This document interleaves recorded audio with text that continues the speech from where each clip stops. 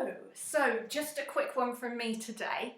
I'm in the studio today for a change, and the other day me and my daughter Rita were getting ready to go out for a walk, our daily walk, and it occurred to me that I was actually getting quite stressed out thinking about all the things we might have to touch while we're out and about. So I'm talking about pedestrian crossing buttons, door handles, if you're going to a supermarket to pick some shopping up, the basket, the bags, all things like that.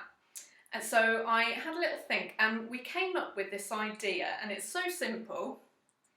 It's called, well, we've christened it the Baglove, so Baglove. And it's this, it's a little cotton bag, really easily made, and you just wear it across your body like a normal bag, but because it's empty and it's light, you don't know it's there, you can just wander about. And then when you get to a door handle, you just slip your hand in and you can open the door and your hand hasn't actually touched it. You can pick your shopping up and not have to touch the handles, same for a basket or whatever. And if you need to press the pedestrian button, you can just slip your hand in, press it, and away you go. Now, I know this doesn't replace gloves and it doesn't replace hand washing, but if it's a really hot day like it has been recently, you don't necessarily want to be walking around wearing gloves all the time.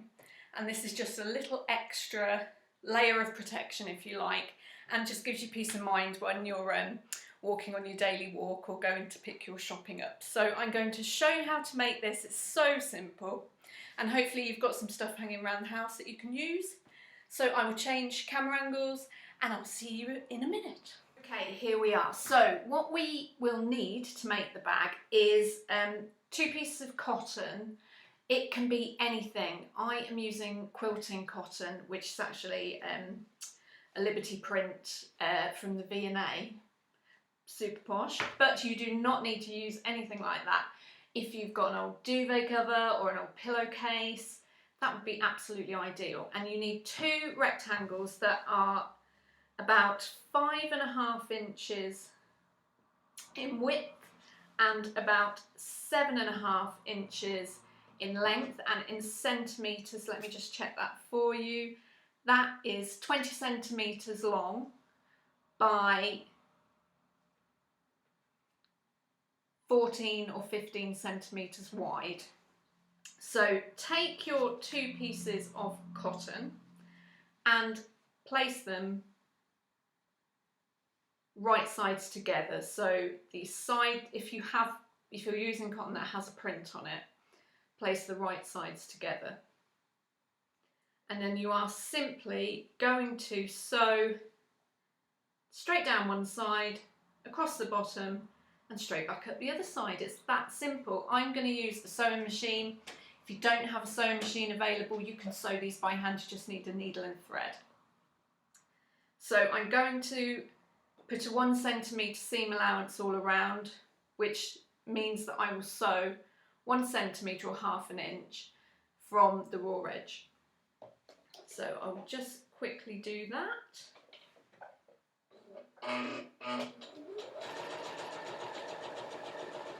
So I am not worrying about overlocking the edges or anything. This is just a very basic way of making a bag. So I've sewn down the long edge. I'm going to put my needle in, lift the foot up and just pivot round so that I can then sew across the width.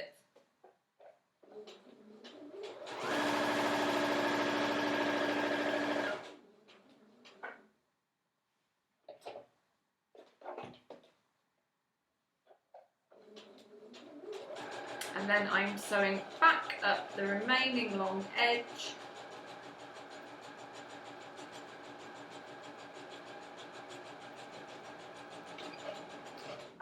Just did a little back stitch there just to secure it at the end, but you don't have to do that. Okay, so there you have the basic bag that your hand will fit in. Like I said, I'm not bothering about finishing the edges off. These rectangles have actually been cut out with a zigzag edge, i.e. with pinking shears, so they're not going to fray or anything. If you are worried about them fraying, don't be. It's all going to be on the inside. As long as you give yourself a centimetre or half an inch seam allowance, they will be strong. They won't fray to the seam. So if I turn it the right way out, just so you can have a look at what that will now look like the right way out. We're going to then turn the top hem over, just to give it a nice neat edge on the top. So turn it back the way you had it, so it's the wrong way out. There we go. And I'm just going to fold over this top edge. There is no need to be precise with this. I'm folding it over about 2 centimetres, which is just under an inch. But it doesn't matter, it really doesn't matter. This is just to neaten it. So back under the sewing machine.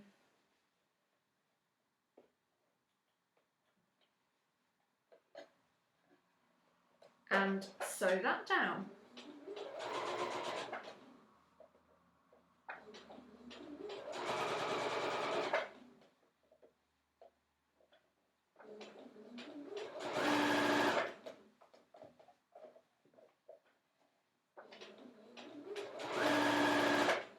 So I'm just sewing a little bit at the time and making sure I'm pulling the rest of the bag out of the way so I don't get caught up.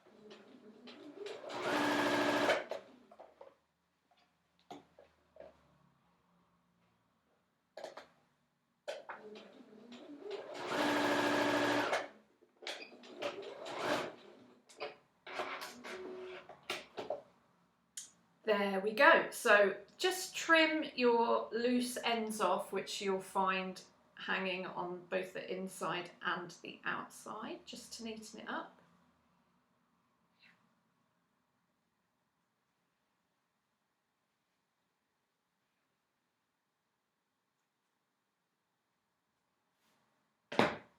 There you go. So that's how you make the bag. And what do we need next? We need a strap so that we can wear it crossbody. Now, the ideal thing to use, and I have my dear friend Alex's mum to thank for this. She gave me lots of old bias binding a few weeks ago. So I have lots of amazing packs of vintage bias binding. That's the ideal thing to use to make straps. However, I appreciate you might not have that sort of thing hanging around, so you can use strips of fabric. If you've used an old duvet sheet or something, just cut yourself some long strips. You could use ribbon, you could use string even, have a rustic one. But the ideal thing if you have it is bias binding. And this is the narrow single fold bias binding, just trying to see if it tells you the width. No, but as you can see, it's 1/4 of an inch or 1/2 centimetre width, single fold bias binding.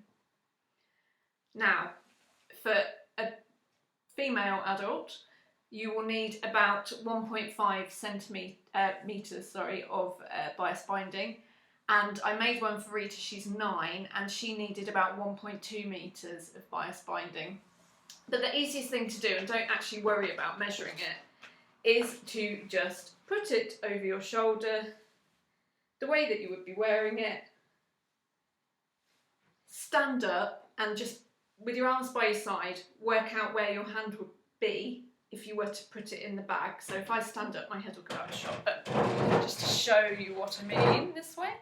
So if I stand here, if my hand's there, I know that I need enough bias to go from about this point on this side of my hand to this point.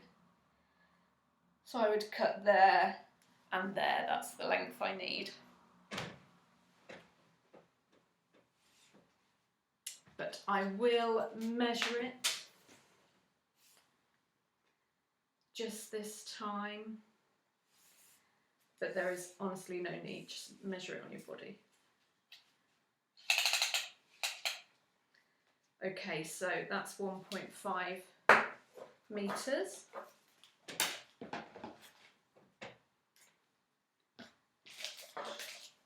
And then if you've got bias binding like I have, it will be folded in the centre.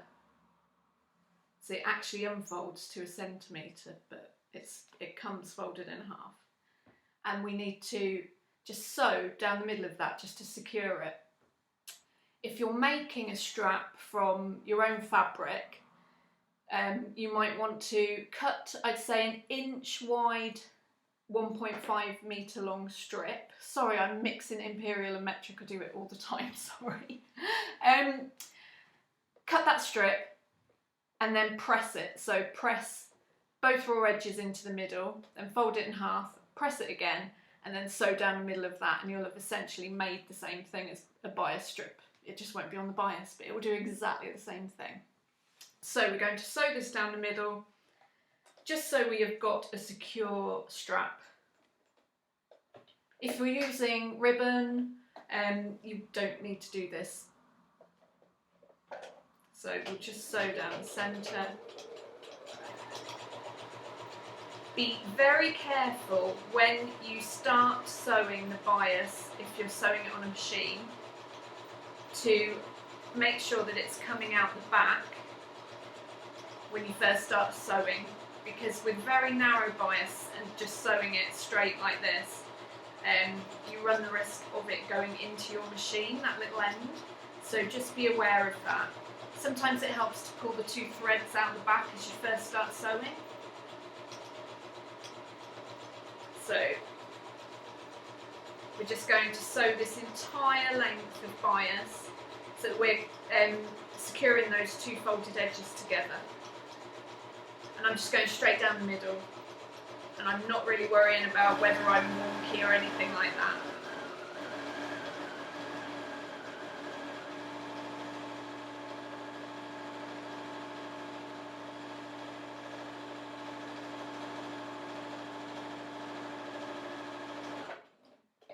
There we go. So because it's a completely basic bag, I'm actually not worrying about backstitching or neatening anything off at all. We're just constructing it and it's ready to go. There we go. So then we just need to attach the strap to the bag. And like I said, I'm not doing any fancy finishing. I'm literally just going to sew it to the inside of the bag. So if I just come nearer to the camera. So that's the end of my bias binding. And I am going to sew it to that seam. So I'm just going to place it on there, and I'm going to go back to the machine, and I'm just going to go back and forth across the strap there a couple of times just to secure it. And then same with the other one on the other side.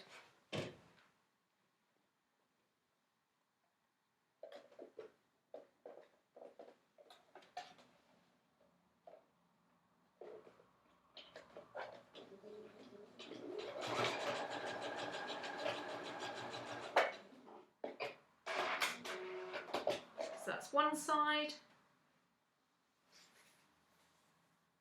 Just make sure the strap doesn't twist before you attach the second side. Then second side going on now.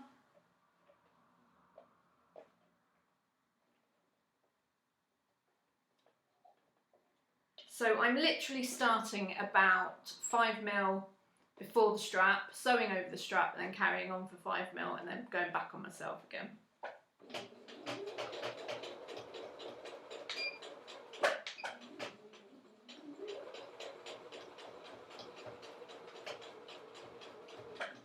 There we go, just so it's nice and secure. And there you go, that is your finished Baglove. So just neaten it off by cutting all the little threads off.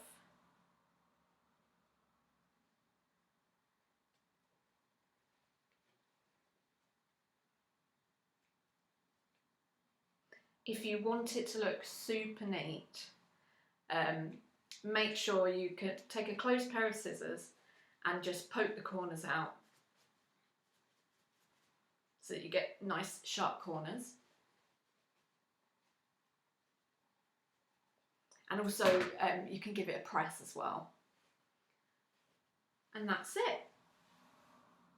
That is your ready-made